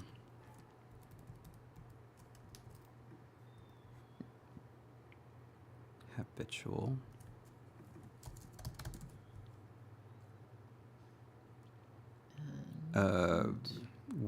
Can you tell me what the habitual would be for us? Us is a glottal stop, is that correct? Yes. Us, in just a second. I think they get entered together. That's what I put anyway. We're going to find out. Excuse me. Oh. Oh my God. It needs to be TS. You can't. Right. I believe it should be do, nus, low tone, high tone, no long vowels. Yes, and I'm going to check dun, ra, don, la, do, la. Okay.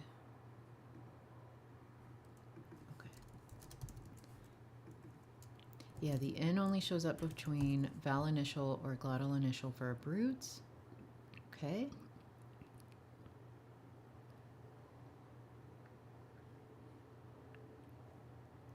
Yes. Okay. And this should be very simple. You just put the key in front.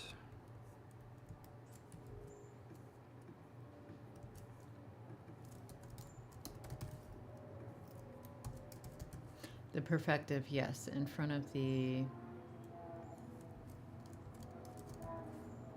dune form, yeah.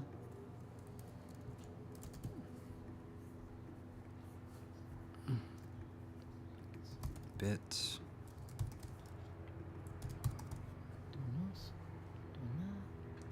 Okay, yeah. Okay. Because now that we have that. Well, good night, sister languagist. Oh. Hi, everybody.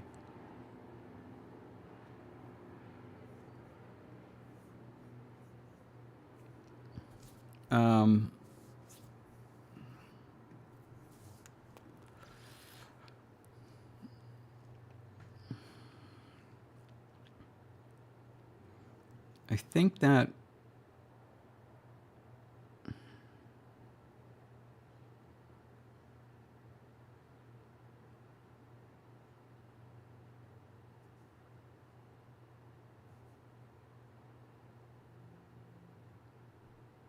Are you thinking like Yeah. in terms of pole? Is that what your brain is whirling around?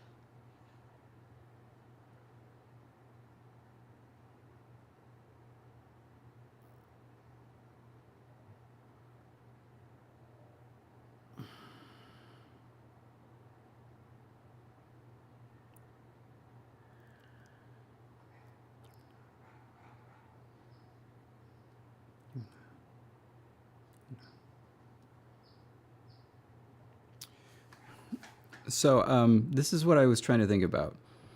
If we go the route that we have written down here, which is we have the full negation forms plus the option of the radically shortened one that just gets rid of all tense information. Or do we take this and keep going with it? In other words, there's two distinctions for the by choice or by fate negation.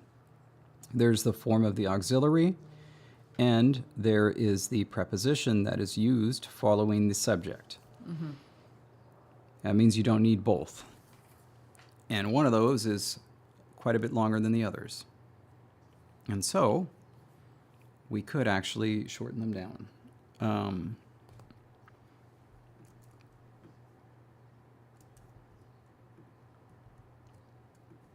I think that's what we should spend this last little bit doing, and see if we want to make that the poll.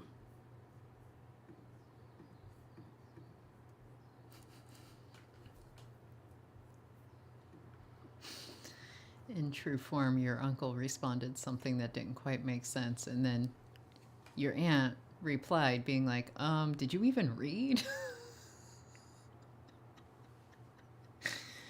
This family chat is blowing up about the dress code from the 1960s. I feel like the perspective is the easiest one to shorten just right off the bat. Okay. Because you've got this H in between A's. Like, I mean, just drop it out. And, if you want to keep the tone, you can have nga, like high, low tone to preserve the fact that there was a high tone, low tone. And then,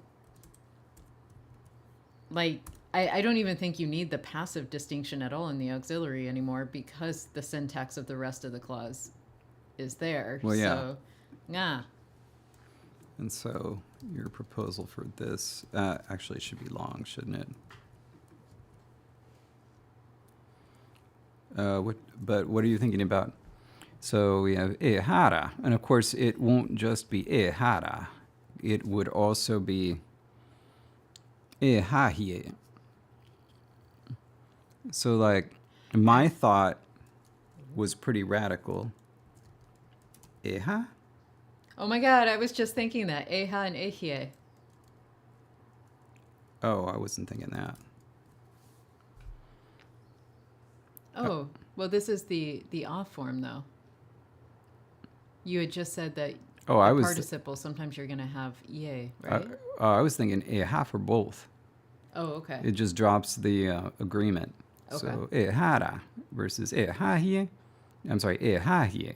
Okay. But So just eha. but both of them are low tones, so just eha or eha. So drop the falling tone on the A because it's short and just there. You know what? Let's keep it. Okay. Eha. Yeah, eha. Now the question is, do we preserve this dun versus do? Or just say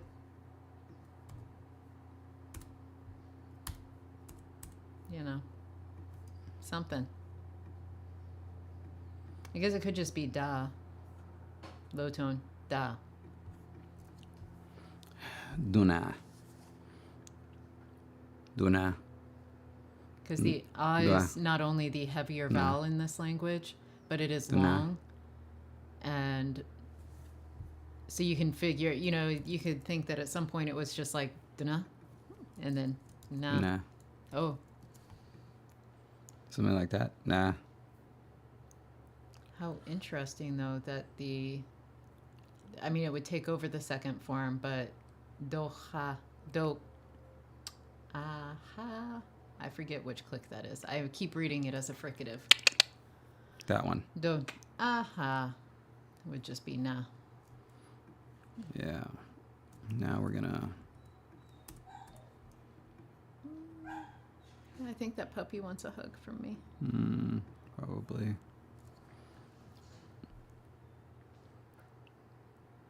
And then this. Kina. Kina. Yeah. Oh, it's a cute little word, kina. Yeah.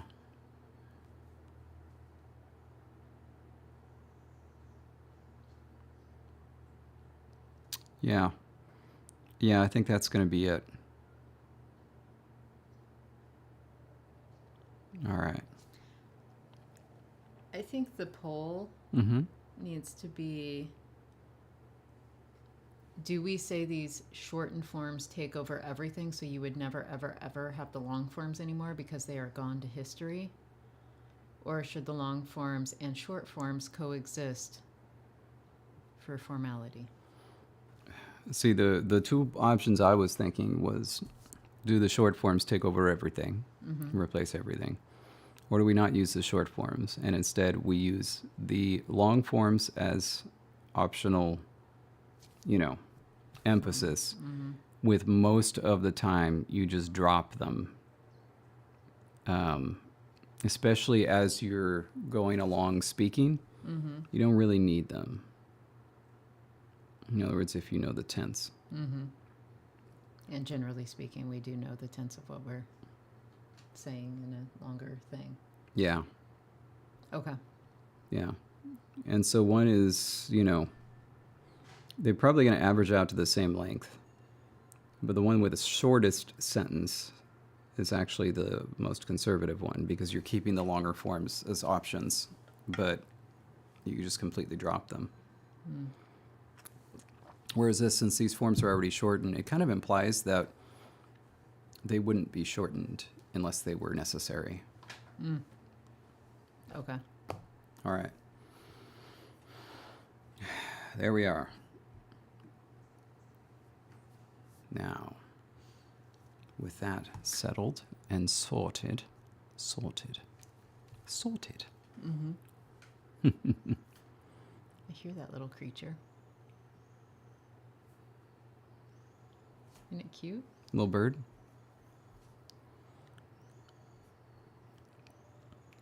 Now, you said that like you knew what was going to happen next.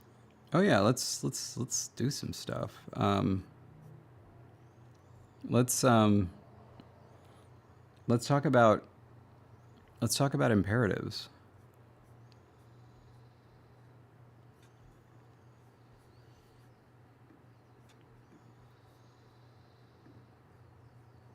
Okay.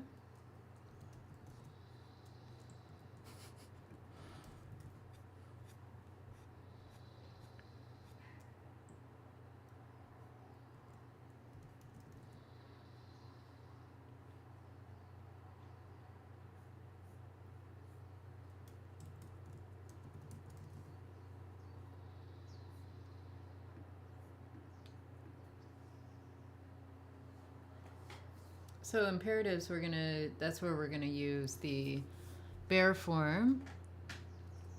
Yeah. Yeah, Okay. we are.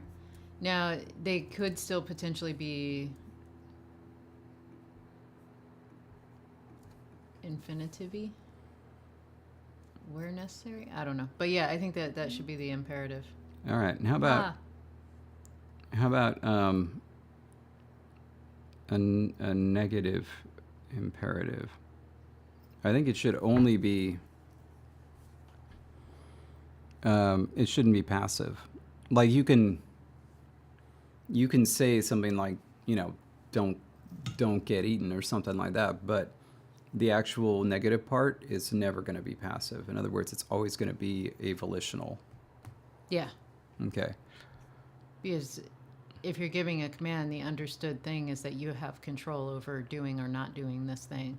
Okay. Or at least pretended control, as if you control all the factors. Otherwise, why would we give you a command to do this or Yeah. don't do that? All right. So then then this is going to be somewhere in the verb section, which we haven't written up. In doc verbs, display a host of tense aspect combinations. They have unique gerund and participial forms. Mm-hmm. And they occasionally, in one tense aspect combination, agree with the subject in class, but not in person or number. So that's a nice little introduction there. We can introduce the tenses below, but eventually we're going to get to, to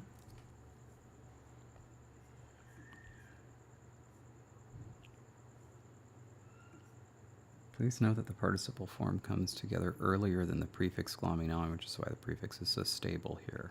Mm-hmm. Okay. So we're essentially introducing tenses.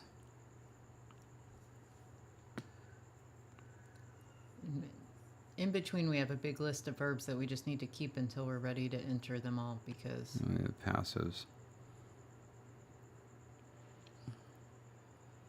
All right, so it'll be somewhere here. It'll probably be indented.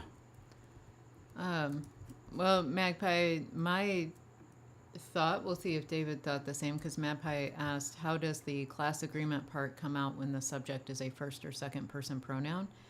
And that it's, you would use, like if I'm saying you did something to a bat, I would use night class. If I said you did something to a, non-flying squirrel, I would use day class. Yeah. And if I am a non-flying squirrel, I'm going to use day class It's for the me same. as the subject. It's the same way like in Russian, you need to know what gender you are to use the past tense. So like if you're questioning, then it's just like you're done. You can't speak about the past in Russian.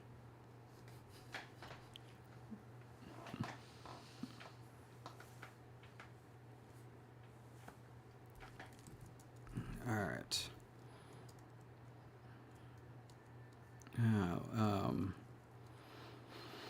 I think, though, we can get rid of this little list of things to consider for verbs. Sure. We haven't talked about ditransitive or whether, so I'll leave that up there as a little note. Something to think about. But, I mean, we've thought about a lot of things.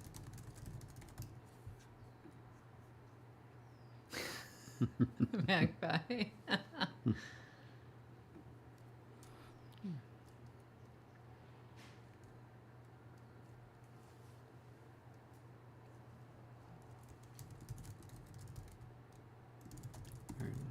Restricted to second person commandees, at least for the time being.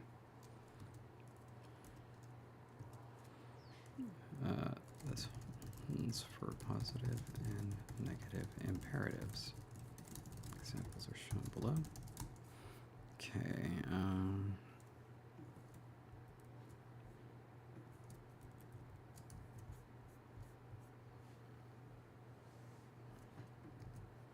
Actually, don't need that.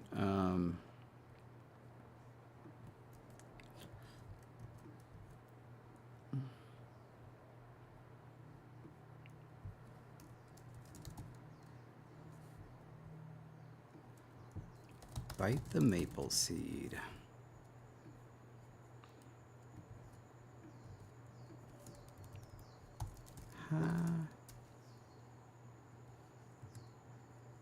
And then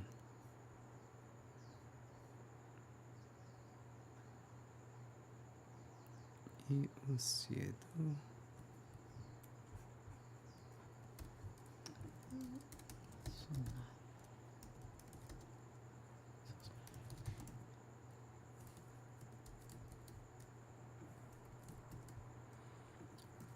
Do not bite the maple seed. I was looking just at the example. I was like, boy, that looks wrong for bite the maple seed, and then realized that you had gone on to negative. Note for negative imperatives that the non-volitional negative form is never used. All negative imperatives are assumed to be volitional. Now, if one option wins in the poll, then would the ha be able to drop out of the do not bite the maple seed? Just iusie dosuna. Maybe. Maybe that shortens up to a form like hi. I don't know. But then the E would change to an H before a verb that begins with a vowel, wouldn't it?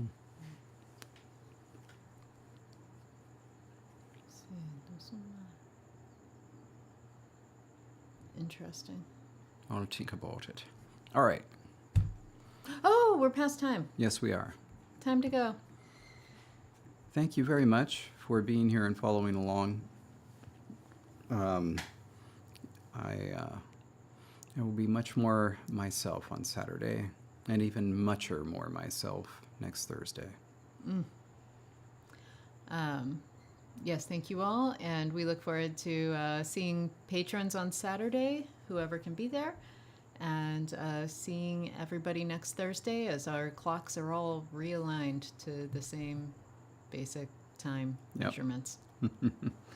Until then. All right. Bye. See ya. Bye.